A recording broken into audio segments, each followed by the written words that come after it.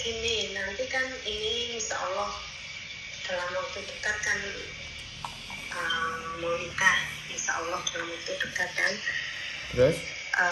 Terus kan aku lihat kontennya sampean tuh kayak dataku dari Indo kan harus ditransit ya katanya sebelum nikah apa ya? Loh iya no. Nah, terus saya bisa bantuin saya untuk transitin data itu. Soalnya saya nggak tahu mau kemana. Gampang kalau translate. Sampean kalau mau di KJRI boleh, mau di saya juga boleh. Tapi kalau di KJRI harus sampean sendiri yang datang. Oh gitu. Terus syaratnya selain data dari Indonesia dari sini apa ya, Mas? Ya sampean sudah tahu belum syaratnya kalau di Hong Kong apa aja yang harus dipenuhi kalau nikah? Halo? Halo. Kan aku paper gitu loh. Oh, sampean mau menikah terus statusnya paper. Kalau statusnya paper ya sudah, sampean masih pegang, sampean kan nggak pegang paspor. Surat paper sampean, KTP masih ada kan KTP Hong Kong? Nggak ada. Hah? Nggak ada. Sampean KTP nggak punya? Nggak ada, ditahan kan. Oh ya sudah, ya surat paper aja. Kalau nikah surat paper ya sudah. Kalau yang laki-laki paspor Hong Kong sama KTP Hong Kong sudah. Kalau nikah cuma itu aja. Sampean tinggal sampean janda apa masih gadis. Kalau masih gadis surat izin orang tua. Tapi kalau janda ya surat janda. Itu janda. Terus kan kemarin kan aku kan bikin KTP nggih Mas. Tapi itu di daerahku kan apa jenis hanune itu belangkonya habis, jadi cuma dikasih kayak fotokopian gitu aja. Itu kan bisa kan? Nggak bisa. KTP ya, itu biru, cetak biru. Emang kamu pernah? Iya. Harus cetak biru sih Mbak, katanya harus bentuknya KTP sih di Indonesia. Sampean harus nunggu KTP. Gini Mbak, kalau sampean mau nikah aja, kalau mau nikah loh ya, kalau mau nikah itu syaratnya cuma surat janda aja, terus sampean translate bahasa Inggris sama surat papernya sampean, terus bojone sampean nikah itu udah oke. Tapi kalau sampean ada KTP, KK, akte, kemudian surat janda, itu kalau sampean mau daftar dependent visa, visa ikut suami gitu. Kalau selain surat janda itu nanti aja gitu nih Mas? Ya sekali lagi terserah sampean. Soalnya kalau orang sebenarnya nikah ya habis nikah langsung ngurus dependen, karena mau nggak mau menikah sama orang Hong Kong itu kan yang diurus, yang mau dapetin kan dependen visa. Gitu Mbak. Terus gimana ketemunya sama sampean? Saya lagi di Indonesia sekarang Mbak. Oh. Jadi terus kalau kapan kembali ke sini lagi? Rencana tanggal 30 September atau tanggal 1 Oktober paling udah nyampe Hong Kong lagi. Bulan depan jadi. Terus kalau di KSJR itu di mana Mas? Maksudnya gimana? Kalau pergi ke KJRI lantai berapa? Sampean mau nyari apa? Translatean? Iya. Kalau ke KJRI lantai 4 kalau paling atas. Terus ada satu hal lagi yang ganjel gitu. Oh iya, tanyakan. Kan setelah menikah ya kita dapat visa independen ya kan. Apakah visa itu bisa dibuat masuk keluar Hong Kong gitu?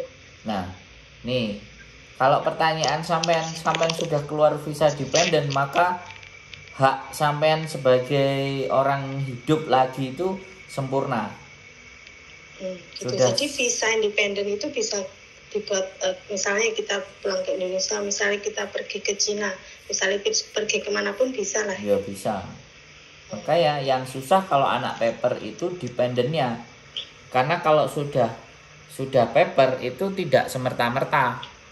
Iya, paham. Jadi sampean ada anak nggak sama pacarnya sampean itu sekarang? Belum. Nah, kalau belum itu agak sedikit lebih susah. Tapi kalau sampean bawa anak 2 atau 3, kemarin pengalaman dia 2018 menikah. Dia statusnya paper. Menikah sama orang Hong Kong, KTP. Anaknya 2 ya. Terus 2021 tambah anak 1 lagi. 2022 tambah bayi usianya 8 bulan. Terakhir visanya dia keluar saat bayinya menjelang 1,5 bulan lahir. Visa dependennya baru keluar 5 tahun. 2018. Itu pun anaknya 3. Yang permanen, yang sudah permanen anaknya 5. Jadi 9 tahun visanya dia baru keluar yang dependen 9 tahun. Padahal dari sejak menikah itu. Jadi kalau sampean nggak ada keturunan, ya tergantung suami sampean nanti mengusahakan sejauh mana. Karena depend on spouse itu pasangan yang menggaransi sampean. Yang kemarin anaknya 2, ngomong sama saya 1 tahun belum keluar. Terakhir kemarin nanyain tentang akte lahir. Akte lahirnya dia di Indonesia. Jadi nggak ada dan nggak bisa pulang kan. Kalau mau bikin kan nggak bisa. Terus yang di rumah nggak ada. Terus gimana caranya? Nah, saya bantu. Jadi ya itu nggak apa-apa. Jadi ya kebanyakan kalau paper ya gitu ya lama gitu ya. Ya kadang bisa, kadang enggak. Sekali lagi depend on imigrasi. Karena visa itu bukan siapa-siapa yang bisa menentukan. Ya hanya Tuhan sama imigrasi saja kalau visa itu. Tergantung suaminya. Suaminya sampean yang memperjuangkan. Jadi jangan sampean yang bertanya-tanya, tapi suami sampean yang harus mendesak gitu loh pemerintah Hong Kong. Begitu ceritanya, Mbak. Terus sulitnya keluar itu apakah dari ya suami gitu? Sulitnya keluar visanya? Ya karena status papernya sampean yang bikin. Oh, gitu. Yang bikin keluarnya enggak kembali lagi ya. Berat. Tapi kalau seandainya kemarin sampean menikah, ya kan. Nah, ini yang tidak terjadi sama teman-teman. Paper ya. Setelah paper dia mengajukan pulang, ya kan? Setelah dia mengajukan pulang balik di Indonesia, baru surat undangan nikah dari suami. Itu jauh lebih keren. Nah, anak-anak nikah posisi paper di Hong Kong. Nah, itu persoalan. Kalau memang pasangannya benar-benar seneng, itu sampean habiskan papernya, sampean menyerahkan diri, sampean pulang. Nah, suaminya sampean mendaftarkan nikah sampean, otomatis kalau sudah ada tanggalnya, surat undangan itulah yang sampean gunakan untuk masuk ke Hong Kong lagi, dan itu boleh. Dan itu nanti sampean pulang lagi ke Indonesia setelah visanya dikasih cuma 2 minggu, pulang ke Indonesia, suami sampean ngurus dependen. Nah, sampean balik ke sini, dependennya, kalau dependennya keluar baru sampean bisa balik ke Hong Kong. Itu bisa kemungkinan besar lebih cepat. Oh, gitu. Karena sampean posisi tidak di Hong Kong. Nah, itu yang kadang-kadang strateginya teman-teman itu enggak pas. Kemarin juga ada anak yang tanya ke saya. Dia OS, hampir kalau nggak salah ya 10 atau 11 bulan ya. Jadi dia sama suaminya mau menikah, terus dia sama suaminya menyerahkan diri. Nah, sekarang dia pulang ke Indonesia. Nah, nggak tahu calon suaminya ngajuin nikah nggak, daftar nikah nggak. Kalau suaminya daftar nikah, ketemu tanggal dan hari hanya, maka surat undangan untuk tanggal dan hari H itu untuk bersedia datang si anak OS-nya. Kalau OS jauh lebih mudah. Status OS-nya dia keluar, balik lagi dalam nikah baru.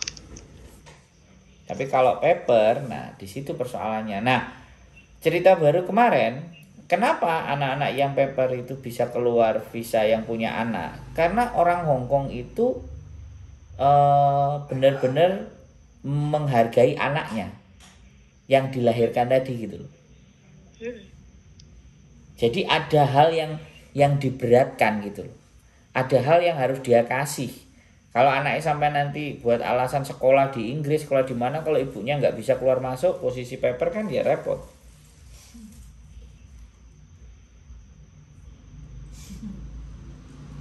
Bisa dipahami Mbak. Jadi kemarin aja yang ibunya paper, anaknya lahir di Hong Kong sampai 7 tahun masih diberikan kesempatan sama Hong Kong, anaknya itu diberikan visa 1 tahunan pelajar. Karena dia lahir di Hong Kong, padahal ibunya paper. Jadi anaknya masih berkemungkinan untuk dapat KTP permanen. Nah itu loh hebatnya Hong Kong. Jadi dia tidak mempersalahkan anaknya. Nah sekarang tergantung sampean. Makanya nek wis gumbul ae yo. Ya aku nggak ngerti sih apakah Phil punya anak apa enggak, tapi itu yang bisa jadi status sampean itu bisa berubah. Kemarin juga ada anak paper urusan sama saya, menikah kemudian melahirkan anaknya 1, selisih 2 bulan lagi dia hamil lagi. Jadi sekarang lagi mengandung anaknya yang kedua, kemungkinan itu juga bisa keluar paper dependennya kalau dia urus. Belum ada laporan dari saya, dari dia belum pernah ngabarin, saya juga belum bertanya sama dia. Nah terus ada lagi juga sudah hamil umur 4 bulan, menikah sama orang Hong Kong, datanya nggak sama, mbaknya pulang ke Indonesia, visanya itu keluar posisi dia di Hong Kong pada saat hamil. Menikah ngajukan dependen, posisi belum melahirkan, visanya dia udah turun. Nah ini apa ya, fenomena-fenomena yang terjadi. Makanya saya nggak bisa make sure atau memastikan. Dari beberapa persoalan yang saya hadapi itu saya menyimpulkan, oh ternyata kekuatan anak itu besar sekali. Hong Kong butuh generasi yang lahir di Hong Kong. Karena kan sampean tahu sendiri kan, orang Hong Kong kan sudah banyak kan yang keluar. Iya. Nah, bayi-bayi lahir itu yang akhirnya diselamatkan, bahkan anak-anak overstay, anak-anak paper itu diambil sama pemerintah. Kalau sampean pernah dengar, di sekolahin sama pemerintah, Sabtu Minggu boleh dijemput sama bapak ibunya yang statusnya paper atau OS. Kalau anaknya diserahkan sama pemerintah. Nah nanti anaknya kalau sudah kerja di atas 18 tahun, biasanya dikerjakan di government officer. Biasanya kalau paling sering itu dijadikan polisi. Nah kalau udah jadi polisi, gajinya dipotong 25% ke pemerintah. Dia terima 75% dalam jangka waktu tertentu. Nah itu beberapa fenomena yang terjadi di Hong Kong. Intinya Hong Kong itu menghargai, menurut saya loh ya. Cuman kadang-kadang awake dhewe ae sing sak penake dhewe. Sak senenge.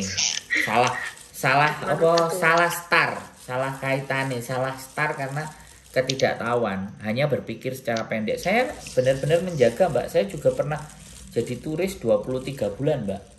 Coba sampean pikir aja. Iya. Saya itu ada lagi yang masih ganjel sampean. Dari penjelasan saya punya gambaran. Enggak sih, itu aja yang ganjel. Soalnya kan saya lihat kontennya sampean ngomongin visa independen gitu kan. Maksudnya visa independen itu bisakah dibuat keluar masuk gitu loh? Bisa dong. Kayak saya ini kan dependen, Mbak. Oh gitu ya. Saya keluar masuk, saya belum permanen. Jadi permanen saya di 2025, tapi kelihatannya mundur lagi karena saya pulang ke Indonesia. 2024. Iya. Tapi nanti sama dia pasti diundur lagi karena aku sering-sering pulang. Dan nggak tahu bisa dikasih permanen apa enggak. Nggak terlalu saya pikirin soalnya kalau itu. Karena ya sudah nanti kan. Iya. Kenapa? Nanti kalau sampean sudah kembali ke Hong Kong, tak kontak lagi ke sampean. Oke, siap, laksanakan. Tetap semangat. Oke. Nggih pun matur Siap. suwun. Nggih, sehat selalu buat sampean, Mbak. Nggih. Matur sembah nuwun. Nggih. Assalamualaikum. Waalaikumsalam warahmatullahi wabarakatuh. Ya, bojoku. Oke lah, lakukan. Oh iya, no. Kalau masih telepon ini kan masih bertanya yang bener. Kan ada sih kadang-kadang ngrungokno kanca-kancane akhirnya sama kasusnya kayak kanca-kancane dan akhirnya suwi. Beda-bedain ya, informasi mana yang bisa diserap, mana yang masuk logika monggo. Intinya seperti itu buat teman-teman semuanya. Di dunia ini, di muka bumi ini selalu akan ada kesempatan, selalu akan ada jalan menuju Roma.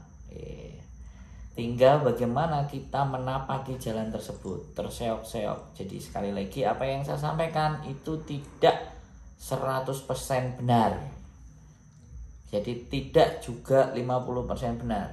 Tinggal teman-teman semuanya melogikakan bagaimana dan apakah yang saya sampaikan itu bisa masuk di akal atau tidak, karena apa yang saya sampaikan berdasarkan pengalaman dan experience teman-teman yang nelpon ke saya.